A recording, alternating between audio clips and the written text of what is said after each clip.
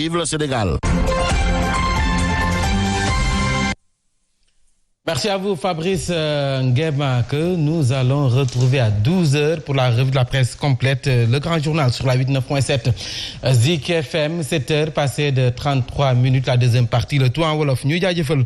sunu xarit yi nga xam ne ñoo ñu topp ci 6h30 ba léegi rawatina waa Sen TV l'officiel ñi ngi doog a connecté wu nuyu nañu leen maa ngi leen di jaajëfal ci ñaan yi gis naa ko ba léegi yéen ak may jaale jërëjëf waaye nag xel na dal ndax Papa Lamine Fall bu xombol moom moo ko seede Mamadou Wade ndem si yàlla si ñoom ak sam papa la Serigne Babacar jëloon loxoom tekk seen bopp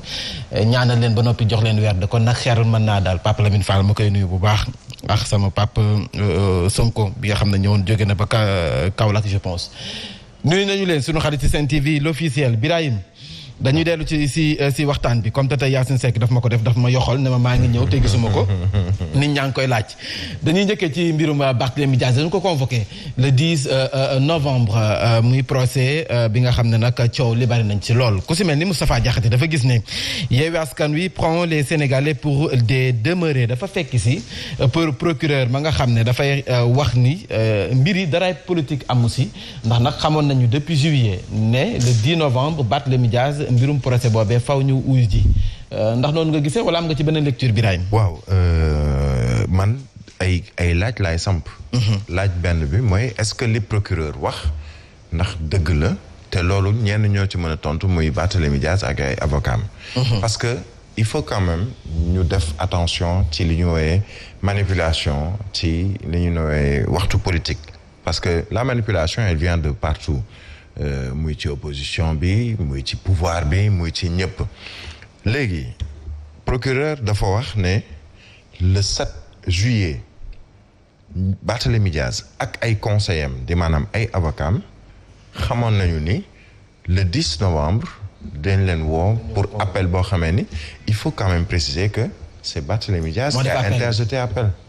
ci condamnation bu ñu ko condamné woon à 2 ans de prison. parce que waroon na fay 25 millions. wala fay 25 millions moom ak lu tolloog fukk ak ñaar ci ay nit ñoo xamee ni da leen tey woon ci mbirum Ndiaga Diouf nga xamee ni ça s'est passé en 2011. léegi bu dee moom moo interjeté appel juillet ñu ne ko appel bi d'accord nañu ci mais ña ngi koy vidé novembre le 10 novembre mu xam ko depuis juillet. boobu waxaguñu wàllug élection yi kañ lañ koy def nan lay demee et cetera njortoon nañu parce que boobu y avait une discussion déjà entre l'opposition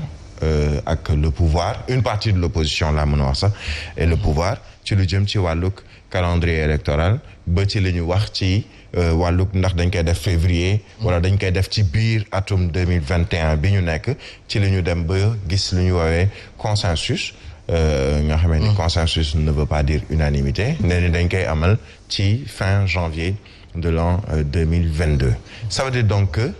tout était déjà réglé sur ce plan-là lu jëm ci wàllug appel boobu léegi mooy laaj bi may samp mooy ndegam ay avocat am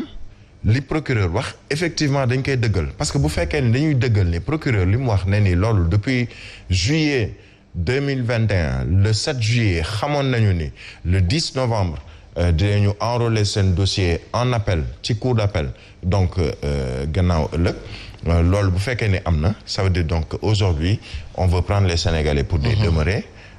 comme ni ko je pense Moustapha Diakhaté waxee il faut pas également nag installer la chienlit ci loo xamee ni jamono ji est-ce que tal nañu yenn ci ay fitna parce que li tax ma ne fitna dégg nañu Ousmane Sonko homme politique di woote ne ni bu fekkee ni loolu am na na askan wi d'abord Barthélémy bi bu mu wuy ji mais bu fekkee ni dem na ba war a wuy ji na ko nit ñi gunge ji ca tribunal mu mën a indi benn fitna dégg nañu Khalifa Ababacar Sall je peux le comprendre moom ay kàddoom parce que man damay jàpp ni jamono ji mu waree xeex ci mbiru boppam il ne l'a pas fait suffisamment léegi dafay reporter xeex boobu ci kenn ci koo xamee ni mu ngi bokk ak moom muy Barthélémy Dias parce que moom dafa jàpp ni waruñu ko faagaagal sur le plan politique jaaree ko ci wàllug justice comme li ko daloon moom Khalifa Ababacar Sall mais attention je le répète il faut nécessairement xool mbir yi avec toute la hauteur qu'il faut bañ a forcément ne ni justice moom moo nekk à l'origine que dafa am mbirum politique bu ci lalu ndax question yi ma posé ñoom bu ñu ci répondrewul day nuru leneen le 7 juillet ñu jox la convocation ne la ni le 10 novembre daañu yëkkati sa wàlluk appel boobu mën a xool lan nga ci wax ak lan lañ ciy xoolaat ci kaw loo xamee ni yow sa bopp yaa ko laaj bu doon dañu ne ni parquet moo ne ni non il faut faire appel par rapport à cette condamnation ñu ne peut-être que am na relent politique que parquet ñu xam ne ministre de la justice moo ko jiite ministre de la justice président de la république moo leen jiite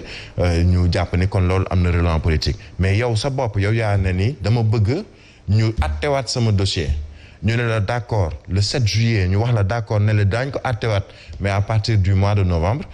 wax dëgg fa na yàlla nag bu tombé ak le 10 novembre mu tombé peut-être li ñu naan tombé waral ay gaaf il faut quand même que ñu def très attention par rapport à cela mais man le plus important pour moi mooy il ne faut pas que ñu taal réew mi du Barthélémy Diaz du Macky Sall du Ousmane Sonko du Bougane Gueye Dany du kenn ku am sañ-sañu taal réew mi au point que tey bu ñuy wax ay nit ñuy faatu kenn ci ñoom seen doom du ci faatu kenn ci ñoom seen jarbaat du ci faatu ñoom ñëpp boo déggee coow li amoon fii ci weeru mars amu ci kenn koo xamee ni mbokkam laale nga ci mbir mi ñu ne la faat nañ ko wala yàq na ay mbiram amu ci ñoom ñëpp ku ci nekk da ngay woote manifestation wala nga woote na nit ñi fippu waaye bu nit ñi di dem yow yaa ngi peut-être sa bureau wala yaa ngi sa biir oto wala yaa ngi sa biir kër di seetaan mbir yi ci réseaux sociaux yi doomu ñeneen ñoom ñooy dem di xeex doomu ñeneen ñoom ñooy dem ba seen bakkan di des ci mbir moomu nañ def attention bu ñu taal réew mi. El Hadj Ahmed Aïdara yëg si na ñu fas yéene ànd ak moom waaye si récit bu ñu koy tënk sànq cof nga si kàllaamay nasaraan jëm ci mbiru convocation Barthélémy Dias nga gis nga ne am na dose politique bu si